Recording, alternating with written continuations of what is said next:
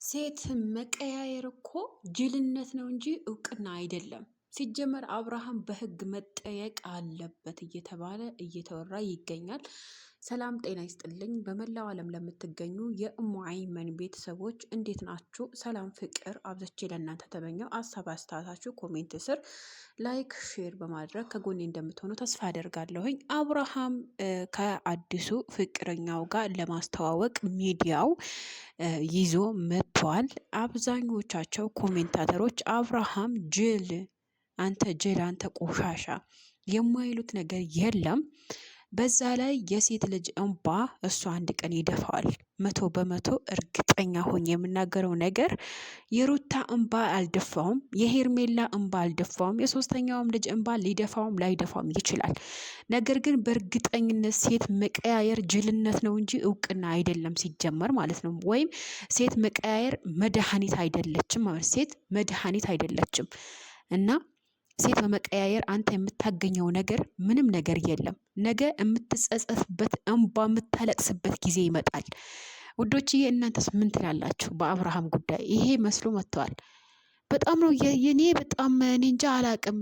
ቆይ ይሄ ፎቶ ላስገባላችሁ እዚህ ጋር ማለት ነው። እኔ በጣም ነው የገረመኝ። በጣም ምን ልበላችሁ፣ ለራሴ ቃላት አነሰኝ፣ ለራሴ አስጠላኝ፣ ለራሴ ማን ማመን እንዳለብኝ እኔ እንጂ አላቅም። አብርሃም ነው እንዴ እስከምል ደረጃ ማለት ነው። እኔ ይሄ ፎቶ ተጠራጠርኩት። ይሄ እንትን ነው እንዴ ኤአይ ነው ምናምን ብዬ ሳይ ኤአይ አይደለም፣ ጉግል ስጠይቅ ማለት ነው ኤአይ አይደለም። የትክክለኛ ፎቶ ተገናኝቶ ወይም ደግሞ ሚዲያ ላይ አምጥቶ የለጠፋት ነው። እሱ እራሱ ነው የለጠፋት። መጀመሪያ ያየሁት በራሱ ቤት ነውና ሴት መቀያየር እንደ መድኃኒት ነው ያደረገው።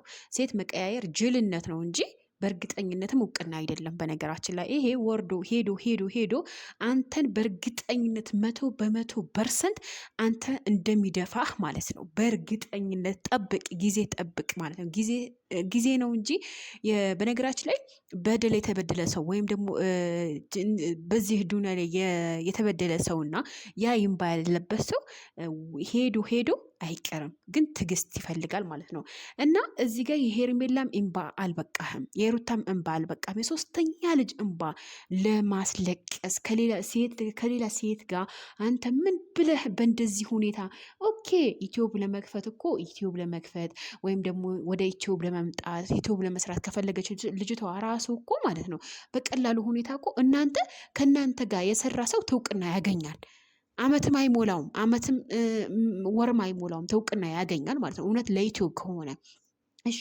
አሁን እኔ ምን ልበል አሁን እዚህ ጋር እና በጣም ነው የሚያሳፍረው፣ በጣም ነው የሚያስጠላባችሁ። በጣም ታውቃላችሁ ውዶች፣ አንዳንድ ጊዜ እኔ እንጃ ወንድ እስከምትጠሉ ድረስ አለ አይደል? በቃ ልክ እንደ አብርሃም አሁን ማለት ሴት መቀያየር እሱ ምንድነው ያደረገው? መድኃኒት ታውቃላችሁ። አንድ ሰው ከታመመ መድኃኒት ወይም ማስታገሻ ይወስዳል አይደለ? በቃ አብርሃም ታሞ ማስታገሻ እየወሰደ ነው ቀን በቀን ማለት ነው። ቀን በቀን ሴት አሁን እኔ እቺ ልጅ በ2 ቀን ነው ወይም 3 ቀን አፈቀራት ብሎ ማለት በጣም ይከብዳል።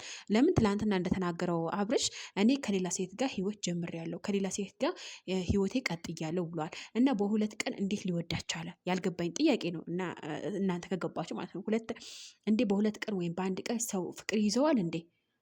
ፍቅር አይዘውም በ2 ቀን። ወይስ ከሄርሜላ ጋር እያለ ግንኙነት ከሷ ጋር ነበረው? እና ምን አይነት የወረደ ምን አይነት ይሄ። በነገራችን ላይ ይሄ ትውቅና ሲመጣ ጭንቅላት ይደፈናል የሚባለው እውነት ነው። በቃ እስከ ጭራሽ ተደፈነ። ወይኔ አብርሃም እኮ ስናቀ እንደዚህ አይደለም። የዛሬ 6 ዓመት እና የዛሬ 5 ዓመት ከምሬ ነው የምላችሁ። ይሄ ሁሉ የሆነ እንደውም በለምለም ነው። የሚገርማችሁ ነገር ማለት ነው። ነገር ግን በጣም ይገርማል። ሰው ትውቅና እንደዚህ ያደርገዋል እንዴ? ሰው ትውቅና እንደዚህ ያስጠላ? እንደዚህ በዚህ ሁኔታ ይዘቅጣል እንዴ?